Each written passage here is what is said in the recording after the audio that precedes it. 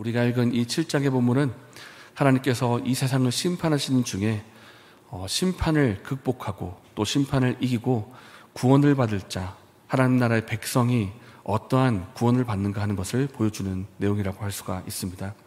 우리가 지난 시간에 살펴본 것처럼 하나님께서 이 7인을 보여주셨습니다. 이 7인은 세상을 향한 심판이고 세상을 향한 재앙을 말씀하고 있습니다. 인을 하나씩 뗄 때마다 화평이 사라지고 다툼이 임합니다. 기근이 임하고 심지어 죽음이 찾아옵니다. 이것이 모두 다 세상을 향한 재앙이고 심판인데, 왜냐하면 이 세상에 죄가 있고 죄인들이 있기 때문입니다. 그런데 우리가 이 7인의 심판을 통해서 깨닫게 되는 것은 하나님께서 이 세상, 우리가 살고 있는 세상을 누가 주관하고 누가 통치하고 누가 심판하시는가 하는 것입니다. 당시에 로마 정부가 너무나 강력했고 로마의 권력이 온 세상을 휘두르고 있는 것만 같았습니다. 로마 권력이 너무나 강하다 보니까 마치 이 로마 정부가 온 세상을 호령하는 것 같고 온 세상을 다스린 것 같은 그런 절대자 같은 느낌이 드는 것입니다. 도미티아누스 황제가 신격화되어 황제로, 신으로, 그러니까 신으로 숭배를 받고 있고, 또 로마가 온 세상을 지배하는 것을 보면서 사람들이 다 그 로마 정부에 굴복을 하고, 그런 것들을 보면서 이런 생각이 드는 것입니다. 도대체 내가 믿고 있는 신앙이라는 것은 어떤 능력이 있는 것인가? 하나님은 우리의 이 백성을 돌보고 계시는 것인가? 이렇게 의구심이 들 때쯤에 요한계시록이 주는 메시지가 무엇인가? 로마가 세상을 통치하는 것이 아니라 하나님께서 통치하신다.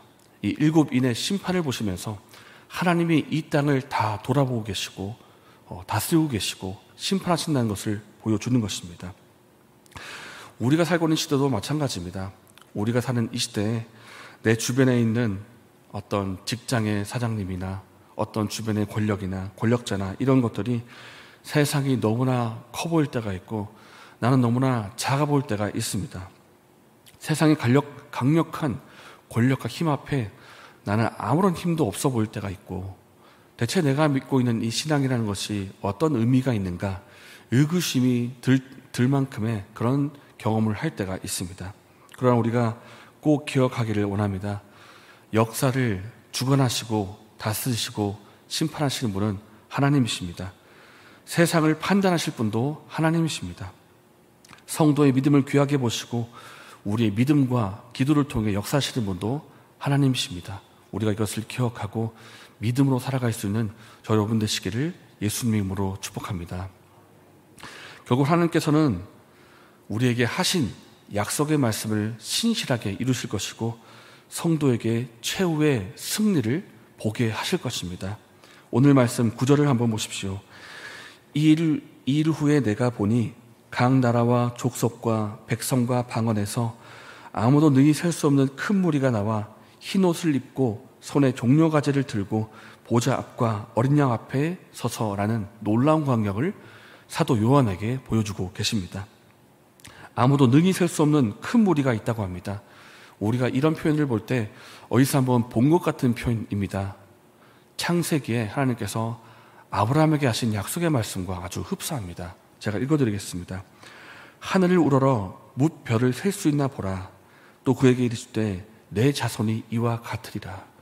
셀 수 없는 자손이 너에게 있을 것인데, 하나님께서 아브라함에게 하신 4,000년 전에 하신 그 약속의 말씀이 이루어져서 하나님 나라의 백성으로 이것이 이루어져서 얼마나 수많은 무리가 하나님 나라의 백성으로 있는가라는 이 성취를 창세기부터 요한계시록까지 이루신 하나님의 이 놀라운 성취를 보게 되는 것입니다.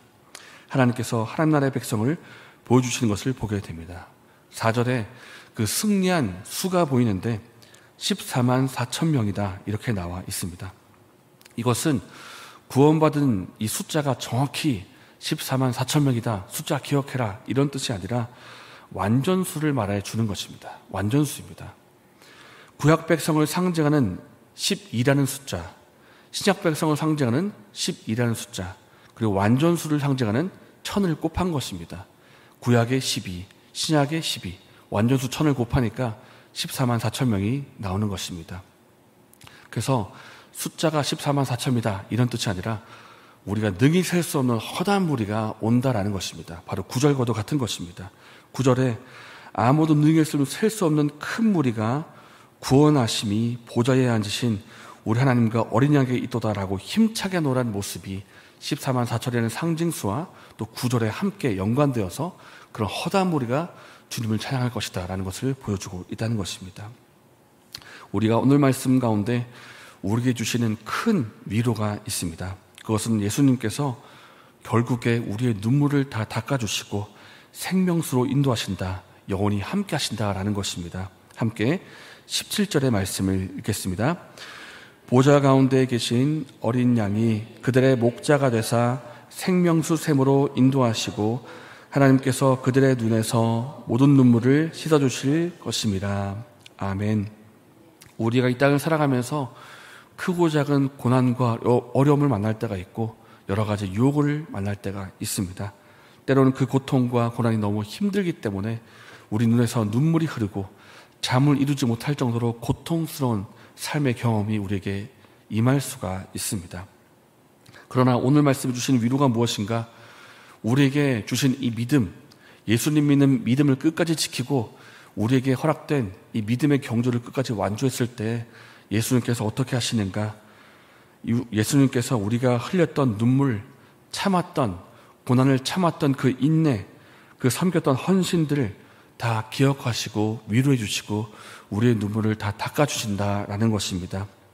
그리고 이제부터는 앞으로는 우리가 다시는 고통받거나 눈물 흘리는 일이 일어나지 않도록 천국에서 영원히 우리와 함께 하신다라는 위로가 있다는 것입니다.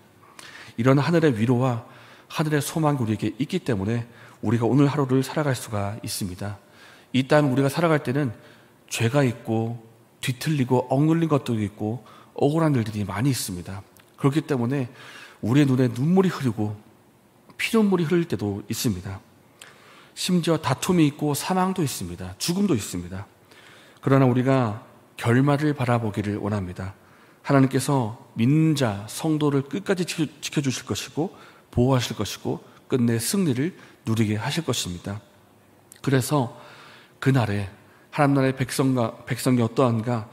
아무도 능히 셀 수 없는 큰 무리가 흰옷을 입고 주의 보좌 앞과 어린 양 앞에 서서 큰 소리로 외치면서 구원하심이 보좌 앞과 하나님의 어린 양에게 있다라고 노래하고 찬양하고 외치는 모습을 우리가 결국 보게 될 것입니다.